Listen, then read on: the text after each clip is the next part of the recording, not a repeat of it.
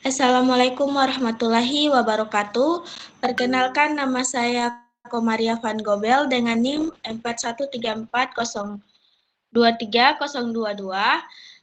Hari ini saya akan mempresentasikan materi agama, yaitu materi yang pertama, agama Islam dalam pengembangan manusia seutuhnya dan sarjana muslim yang profesional. Baik, kita masuk pada latar belakang. Sejarah agama menunjukkan bahwa kebahagiaan yang ingin dicapai dengan menjalankan syariat agama itu hanya dapat terlaksana dengan adanya akhlak yang baik. Kepercayaan yang hanya berbentuk pengetahuan tentang keesaan Tuhan, ibadah yang dilakukan hanya sebagai formalitas belaka. Muamalah yang hanya merupakan peraturan yang tertuang dalam kitab saja, semua itu bukanlah merupakan jaminan untuk tercapainya kebahagiaan tersebut. Timbulnya kesadaran akhlak dan pendirian manusia terhadapnya adalah pengakalan yang menentukan corak hidup manusia. Akhlak atau moral atau susila adalah pola tindakan yang didasarkan atau nilai mutlak kebaikan hidup, dan tiap-tiap perbuatan susila adalah jawaban yang tepat terhadap kesadaran akhlak. Kita masuk pada tujuan penulisan. Yang pertama, untuk mengetahui pengertian agama Islam. Yang kedua, untuk mengetahui aktualisasi agama Islam dalam masyarakat. Yang ketiga, untuk mengetahui bagaimana bisa menjadi sarjana muslim yang profesional. Baik, kita masuk pada pengertian. Agama Islam adalah agama monoteistik yang tumbuh dan berkembang berdasarkan ajaran-ajaran yang terdapat dalam dua sumber utamanya, yaitu Al-Quran, kitab suci Islam yang dianggap sebagai wahyu langsung dari Allah, dan sunnah, yaitu tindakan atau perkataan dan persetujuan Nabi Muhammad SAW yang diabadikan dalam hadis. Agama Islam mengajarkan adanya satu Tuhan yang disembah, yang disebut Allah dalam bahasa Arab. Kata Islam sendiri berasal dari bahasa Arab yang berarti penyerahan atau penundukan diri, mengacu pada konsep penghambaan diri kepada Allah. Baik, kita masuk pada agama Islam dalam pengembangan manusia. Islam mengajarkan agar semua manusia menjaga keseimbangan antara urusan dunia dan urusan akhirat. Bekerja untuk dunia harus seimbang dengan beribadah untuk akhirat.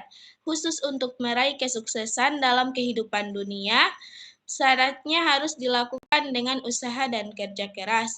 Hasan Langgulung merumuskan pendidikan Islam sebagai suatu proses penyiapan generasi muda untuk mengisi peranan, memindahkan pengetahuan dan nilai-nilai Islam yang diselaraskan dengan fungsi manusia untuk beramal di dunia dan memetik hasilnya di akhirat.